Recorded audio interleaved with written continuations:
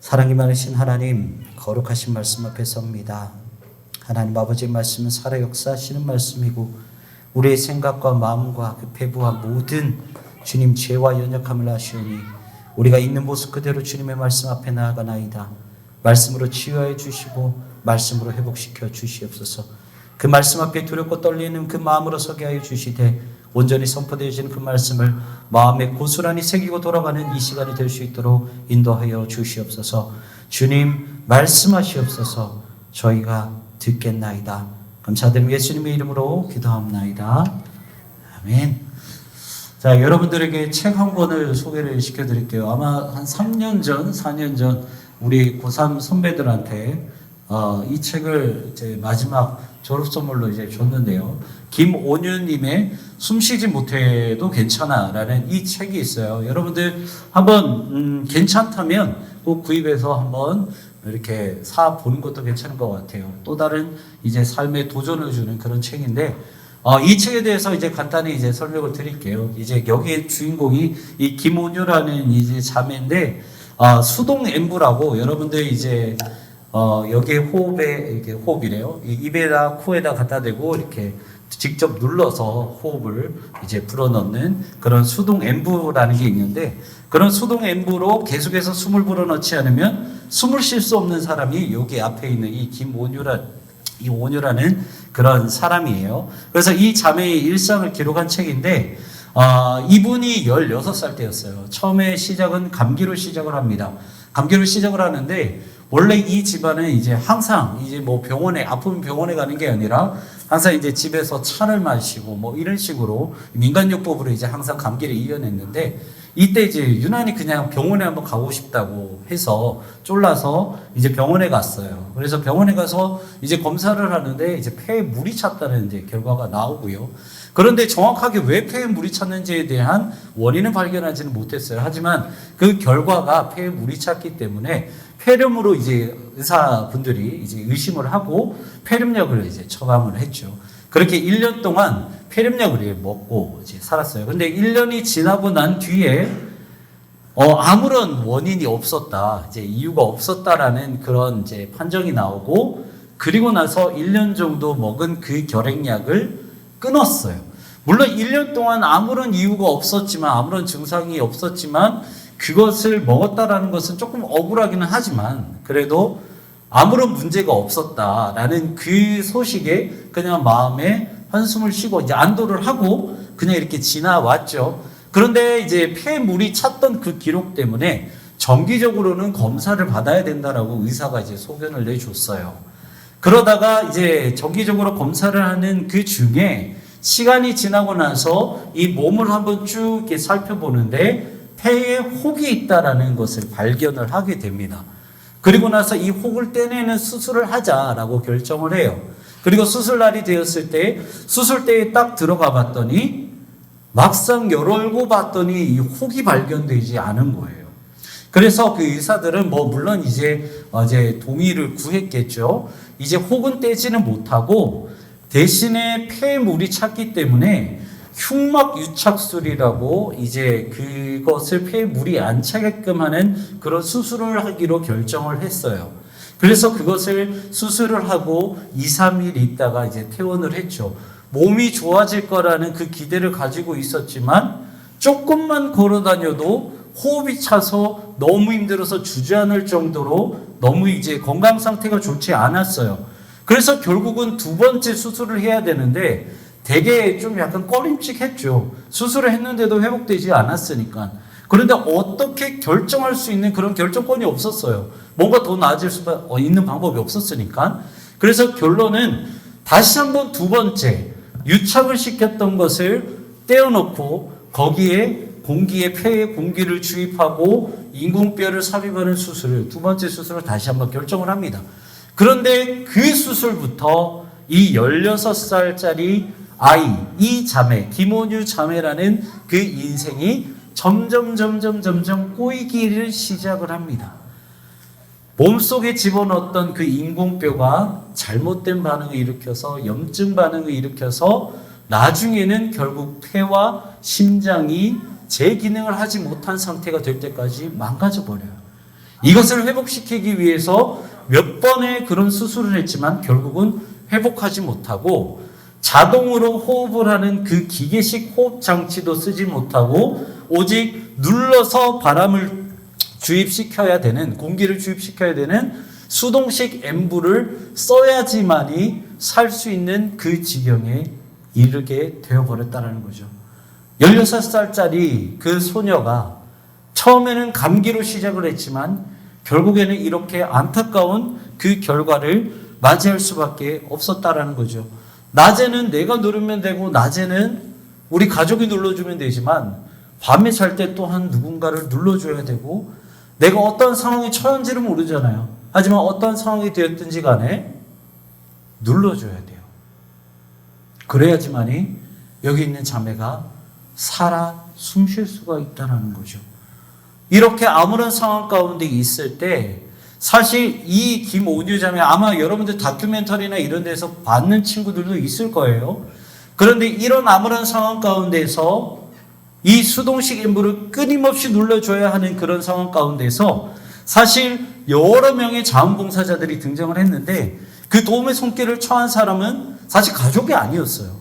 어떻게 보면 가족 입장에서 도움을 요청할 수 있지만 도움을 요청한 최초의 사람은 가족이 아니라 이 김온유 자매가 다녔던 그 교회의 청년부의 한 셀 리더가 교회에 광고를 하면서 많은 도움의 손길이, 자원봉사의 손길이 들어오기 시작을 합니다. 16살 때부터 여러분들 중환자실을 밥 먹듯이 들락날락 했어요. 어떻게 교회에 많은 활동을 할 수 있겠어요? 나이가 들어서 청년부가 되어도 어떻게 청년부 활동을 할 수 있겠냐 이 말이에요. 그런데도 불구하고 함께 한 공동체가 됐다는 이유로 교회에 광고를 합니다. 그래서 진짜 얼굴도 모르고 처음 진짜 듣도 보지도 못했던 그 200명의 청년부가 자원봉사 신청을 하게 되었고 그 작은 운동을 시작으로 해서 TV, 유튜브, 뉴스 이런 데로 점점 소식이 전파되면서 수많은 자원봉사자들이 신청을 하게 되고 이 한 사람, 이 김온유 자매를 위해서 수동 앰부를 누르는 그 자원봉사를 신청을 했다라는 거예요. 그래서 이 책 138페이지를 보면 이런 글귀가 있습니다. 어쩌면 우리가 살아가는 동안에 서로 알게 되는 것은 물론 마주치는 일조차도 없었을 사람이었을지도 모른다. 그런 우리는 기적처럼 만나게 되었고 함께 호흡을 주고받다가 어느새 나이와 지역을 넘어서는 친구가 되었다. 솔직히 보면 그냥 아쉬워하고 그냥 TV에 나오는 모습을 보고 그냥 아쉬워하고 넘어갈 수도 있어요. 하지만 얼굴도 모르고 아무런 관계가 없는 이 사람들은 자기의 돈을 쓰면서 자기의 시간을 쓰면서 밤을 새가면서 이 한 사람을 위해서 수동 앰부를 누르는 자원봉사를 신청을 했다라는 거죠. 그래서 이 책에 보면 되게 아름다운 단어가 하나가 등장을 해요. 뭐냐면 이 여러 자원봉사자를 통해서 주어진 호흡을 두 번째 호흡이라고 기록을 하고 있습니다. 그래서 이 김온유 자매는 많은 사람들의 희생과 사랑으로 두 번째 호흡을 얻게 되었다라는 거죠. 여러분들 사순절은 예수님의 고난과 죽음을 묵상하는 기간입니다. 일반적으로 우리는 고난을 생각을 할 때 죽음이라는 것을 떠올리고 그리고 어둠, 두려움, 고난이라는 것을 떠올리는 게 우리가 바로 이 고난이라는 단어죠. 하지만 복음이라는 것은 여러분들 반대를 의미합니다. 복음은 우리에게 고난이 생명이라고 말을 하고 있고요. 복음은 우리에게 죽음이 생명이라고 말을 하고 있다는 거죠. 여러분들이 앞으로 살아갈 때 조금 더 성장하고 여러분들이 누군가를 도와줄 수 있는 위치나 누군가를 도와줄 수 있는 힘이 생긴다면 반드시 이 말을 기억했으면 좋겠어요. 여러분들 하나님의 창조 질서는요. 내가 살고 내가 배부르고 내가 잘 나가는 것이 아니라 내가 희생하고 내가 손해볼 때 하나의 생명이 싹트고 하나의 생명이 살아날 수 있다는 거예요. 여러분들 좀 전에 책의 한 부분을 소개했던 것처럼 함께 호흡을 주고받고 함께 생명을 주고받는 것이 하나님의 창조 질서라는 것입니다. 여러분들이 나중에 직장 생활을 하고 조금 더 나이가 들어서 누군가를 도와줄 수 있는 힘이 생긴다면 여러분들 이 말씀을 실천했으면 좋겠어요. 내가 잘 나가는 것이 우선이 아니라 누군가를 도와주고 누군가를 위해서 희생하는 것, 그래서 서로 호흡을 주고받는 그 하나님의 창조 질서를 따라가는 것, 그 모습을 닮았으면 좋겠습니다. 여러분들 작은 씨앗이 떨어져서 썩어야지만이 꽃이 피고요. 열매가 맺어질 수 있어요.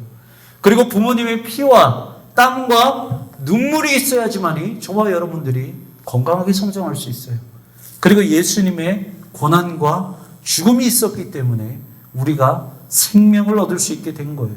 그래서 사순절은 예수 그리스도의 고난과 죽음을 배우는 시간이자 동시에 우리가 살 수 있는 방법을 배우는 시간이 바로 사순절이라는 거죠. 자, 오늘 비유는요, 선한 사마리아인의 이야기를 예수님께서 꺼내십니다. 간단하게 이야기를 드릴게요. 어느 날 예루살렘에서 여리고로 올라가는 한 사람이 있었어요. 그런데 길가에서 강도를 만납니다. 강도를 만나서 진짜 거의 죽을 때까지 두들겨 맞아요. 그리고 나서 피를 흘리면서 거기에 쓰러져 있었죠. 그리고 그 주변에 그 강도 만나서 쓰러진 이 사람의 옆을 세 사람이 지나갑니다. 한 사람은 제사장, 그리고 레위인, 그리고 또 다른 한 사람은 사마리아인이에요. 그런데 이 세 사람의 특징이 다릅니다. 제사장과 레위인은요, 이 피 흘린 사람을 보고 피해서 돌아왔다라고 기록을 하고 있고요. 사마리아인은 정성을 들여서 돌봤다라고 기록을 하고 있어요. 디테일하게 한번 살펴봅시다. 여러분들, 제사장과 레위인이 왜 이 사람이 피를 흘려서 쓰러진 사람을 피해서 넘어갔을까요? 이유는 명확해요. 율법에 피를 만진 사람은 부정하다라고 기록을 하고 있다라는 거죠. 여러분들, 성전에서 일하는 사람이 제사장과 레위인이에요. 그 사람들은 피를 만지는과 동시에 바로 해고당할 수가 있어요. 아니면 적어도 레위 율법에 의해서 해고는 아니어도 일주일 동안 정직을 당할 수 있다라는 거죠. 우리가 말씀이 기록되어 있지 않는 것을 상상은 할 수 있지만 명확하게 결론을 내릴 수는 없어요. 우리가 생각을 할 수 있죠. 제사장과 레위인, 하나님의 일을 하는 사람인데 사람이 죽어가는 그 사람의 모습을 보고 그냥 넘어갈 수 있어? 어떻게 이 사람은 이렇게 이기적이지? 어떻게 이 사람은 이렇게 뭐라 그러죠? 싸가지가 없다 그래야 되나? 뭐라 그래야 되나? 어떻게 이 사람이 이렇게 나쁘지?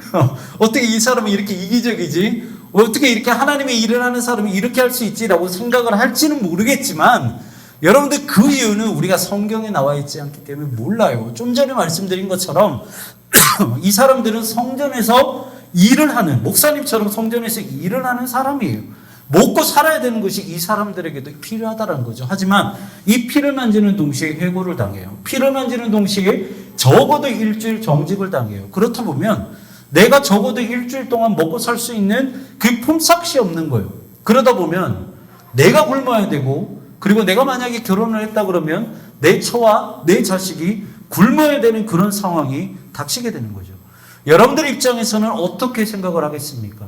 내가 제사장이고 내가 레위인인데 나에게 딸린 처자식이 있어요. 그런데 내가 이 피를 만지는 순간 이 사람에게는 도움이 될지는 모르겠지만 내가 그 순간 해고를 당하면 나는 먹고 살 그런 몫이 없다라는 거죠. 가족이 생각이 나고 처자식이 생각이 난다면 함부로 이걸 만질 수가 없다라는 거예요. 돌아갈 수밖에 없다라는 거죠.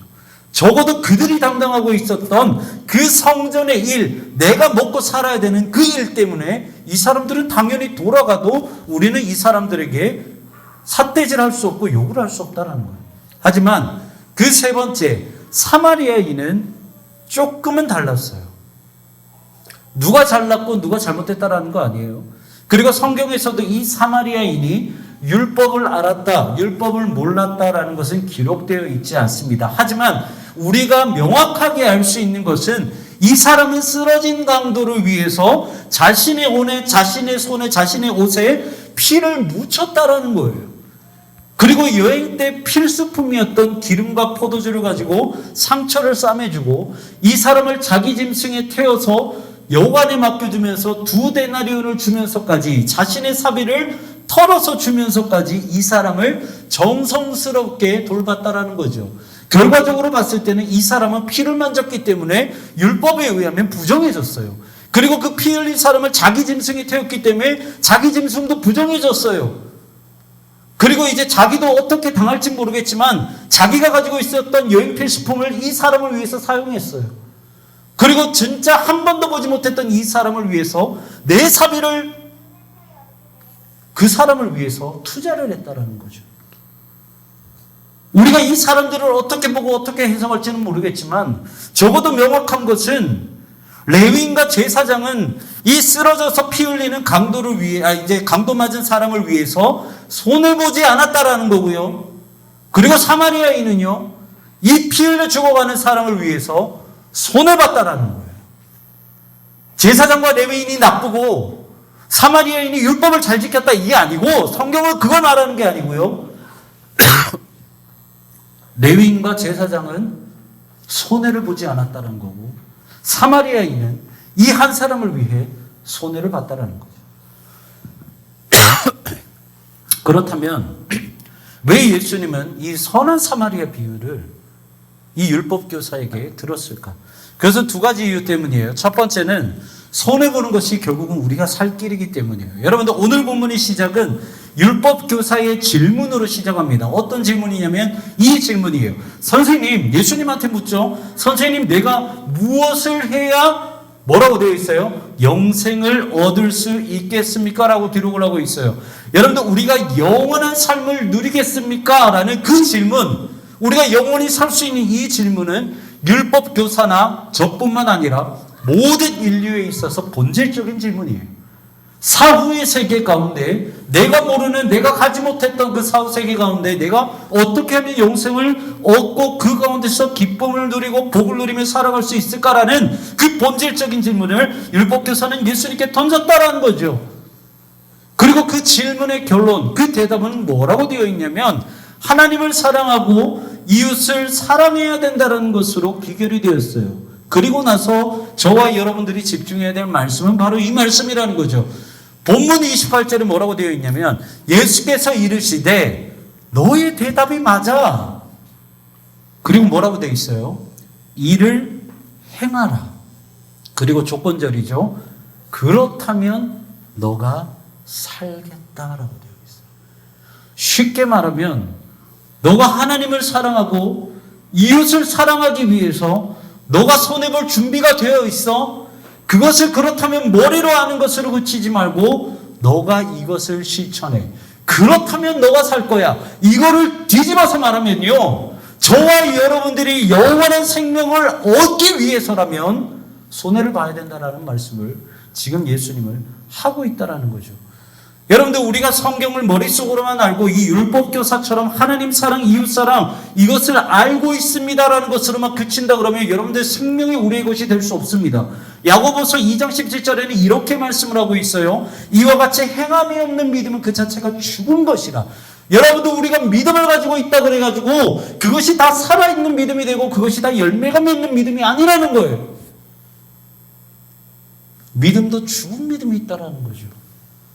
우리가 예수님을 믿고 그리스도인으로서 발돋움을 했다 하더라도 예수님을 믿습니다라고 한다 하더라도 우리가 하나님의 말씀을 있는 그대로 마음에 새기고 실천하지 않는다면 그 또한 죽은 믿음이 될 수밖에 없다는 거예요. 여러분들 죽은 믿음은 죽은 열매를 만들 수밖에 없습니다. 죽은 믿음은 우리를 영생으로 이끌지 못한다는 거예요. 예수님께서 선한 사마리아인 비유를 가지고 이 율법교사에게 명확하게 너가 행해야 된다라고 말씀하신 이유가 그거예요. 너가 하나님을 위해서 손해볼 작정을 하고 있냐? 너가 이웃을 보고 이웃의 그 아픔을 보고 이웃의 고난을 보고 이웃의 그 생명을 보고 너가 손해볼 작정을 하고 있느냐? 그렇다면 너가 지금 당장 실천해라. 그것이 살아있는 믿음이고 그것이 너가 영원히 살 수 있는 유일한 방법이다라고 말씀을 하고 있다는 거죠.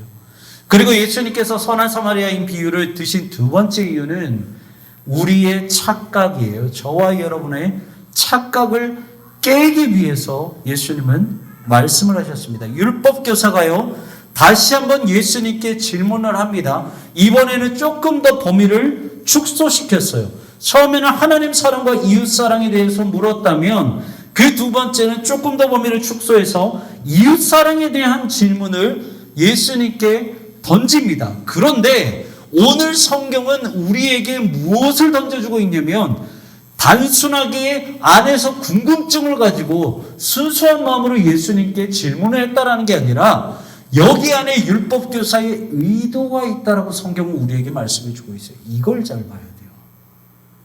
아시겠어요?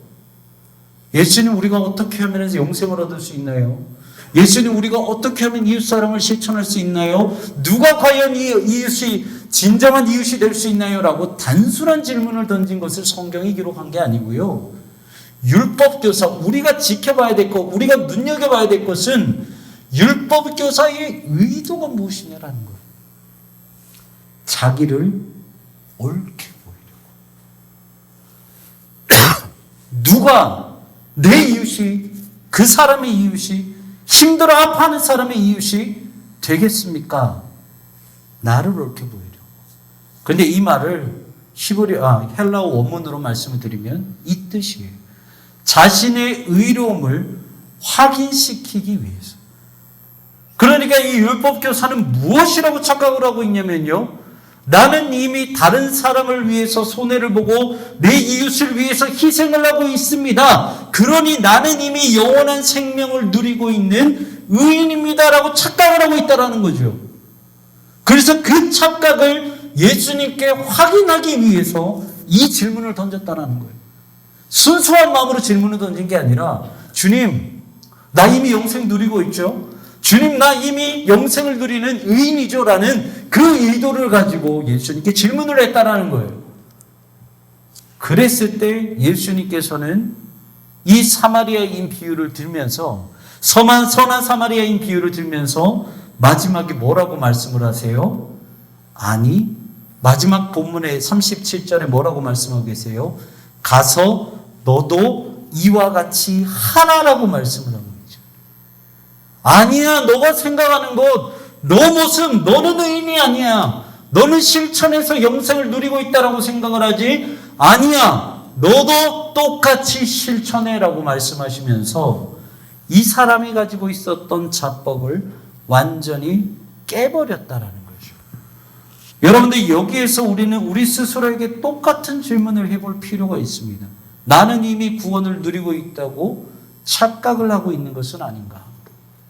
여러분들에게 목사님이 솔직한 마음으로 두 가지 정도를 물어볼게요. 여러분들은 지금 대학을 가기 위해서 12년 동안 어마어마하게 노력을 하고 지금도 엄청나게 노력을 하고 있습니다. 우리 친구들하고 가끔씩 이야기를 하다 보면 진짜 말도 안 되게 새벽 늦게까지 공부를 해요.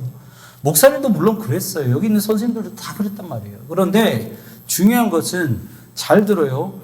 대학이라는 문에 들어가기 위해서 12년 동안 열심히 공부를 했는데 저 영원한 생명의 문을, 그 하나님 나라에 들어가는 그 문을 통과하기 위해서 영원한 생명이 기록된 이 성경은 여러분들 얼마나 공부는 하고 있습니까? 솔직하게. 대학이라는 문에 들어가기 위해서는 그렇게 열심히 하고 있는데 영원한 나라, 하나님 나라에 들어가는 그 문을 통과하기 위해서 그 진리가 적혀있는 이 하나님의 말씀은 여러분들 얼마나 공부를 하고 있느냐 이 말이에요.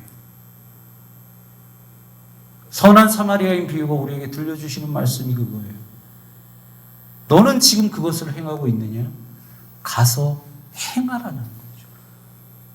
저와 여러분들에게 하나님은 오늘도 이 말씀을 통해 말씀하십니다. 너가 가지고 있는 자법, 너가 만약에 구원을 이미 누리고 있다라고 율법교사처럼 똑같이 생각을 하고 있다면 그 자법에서 깨어나라라고 말씀을 하고 있어요. 두 번째 질문을 여러분들께 드립니다. 오늘 본문에서 율법교사가 말씀했던 것처럼 하나님 사랑과 이웃 사랑, 예수님은 거기에 대한 대답을 그렇다면 그것을 행해라, 그렇다면 너희가 살리라라고 우리에게 명확하게 말씀하고 계시는데 여러분들은 하나님을 위해서 그리고 여러분들 주변에 있는 다른 사람을 위해서 얼마나 손실을 보고 있습니까? 나를 위해서 쓰는 건 아깝지 않아요. 맞아요. 사실 솔직하게 말하면 내 쓸 것도 없어요. 뭐 어떻게 하다 보면 내 쓸 것도 없어. 아끼고 아낀다고 그랬는데 뭐 그렇게 막 허랑방탕하게 쓰는 것은 아닌데 내 쓸 것도 없어요. 그런데 여러분들 이렇게 생각할 수 있죠.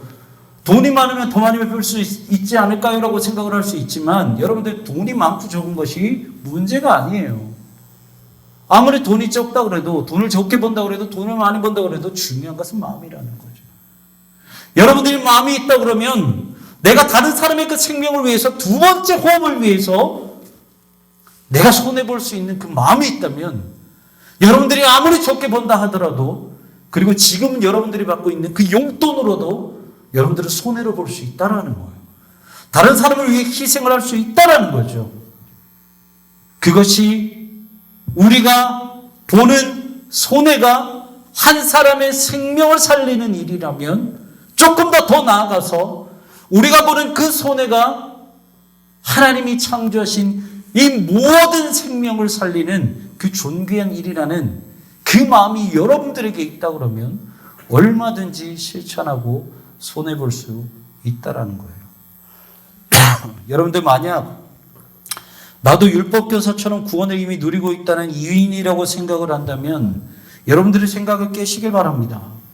구원은요, 하나님의 말씀에 대한 열심이 있어야 하고요.